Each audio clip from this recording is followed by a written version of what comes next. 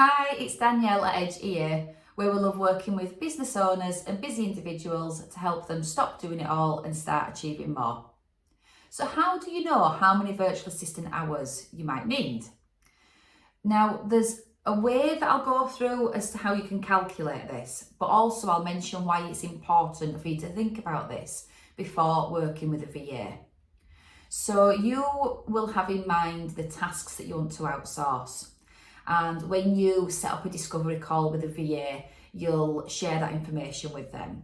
And then they'll start to have a good idea as to how long things might take. So they might suggest that the agreement between you and them be 20 hours, let's say.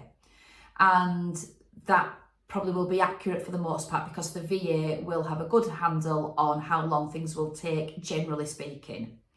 But it's good for you to have that information before you have that discovery call with the VA because one, it helps you know what your budget might be, so to better set your expectations as far as what the service might cost in terms of hours and hourly rate. And secondly, if you think that these tasks are quite quick and that they won't take too long, so you might think that they're going to take 10 hours in total, let's say, but then when you have the discovery call with the VA, they suggest it needs to be a 20-hour contract. There's a big gap there.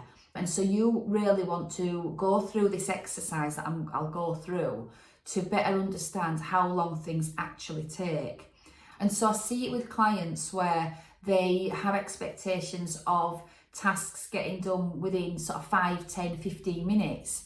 But the reality can be that tasks actually take longer, and not because there's any inefficiencies or somebody's working at a slower pace.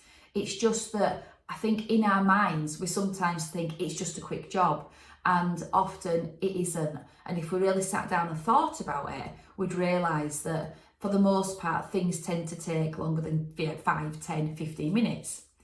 So what I would suggest is when you know the tasks that you are looking to outsource, to put them on a document. I would use a spreadsheet, a Google spreadsheet or an Excel spreadsheet, but whatever works for you. And list in the first column or the first part of your document all of the tasks that you're looking to outsource, that you want to delegate to a VA. Then think realistically how long that task takes. So let's say it's booking a hotel room. Realistically, how long does it take to do that? So you need to look at what dates you're going. You'll probably want to look at some surrounding hotels, whether they do breakfast, to see if they've got a late checkout, see if they've got a cancellation policy. So there's things that need to happen with that task before even making the booking, the research that goes into it. So if you sat down today and thought about booking a hotel room, how long would it take you from beginning to end to complete that task? And really think about it. And do that with every task. So you're not thinking about how often you do these tasks right now, you're just thinking about when I do that job, how long does it take me realistically? Then the next part of the spreadsheet is going to be how often these things crop up in any given month. So the tasks, how long they take when you do them, and then how often. So you might book a hotel room twice a month. You might check your inbox once a day. You might post on social media 3 times a week.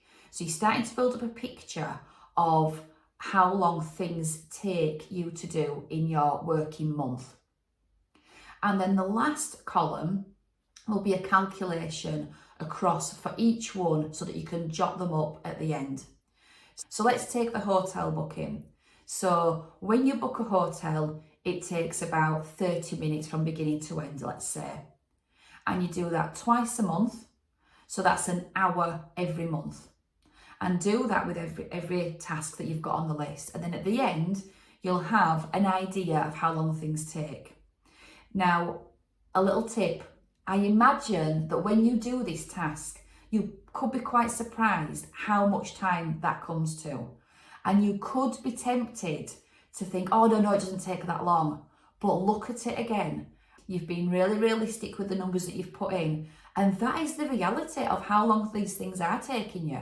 So when you have that discovery call with the virtual assistant, they're going to have an idea in mind of how long things might take, and so are you. So you will probably have a better chance of marrying up on what the agreement needs to be between you and the VA. So I hope that's been helpful. It's definitely worth taking half an hour out of your day to do that and to really think about how many hours do I need before even having that conversation with a VA.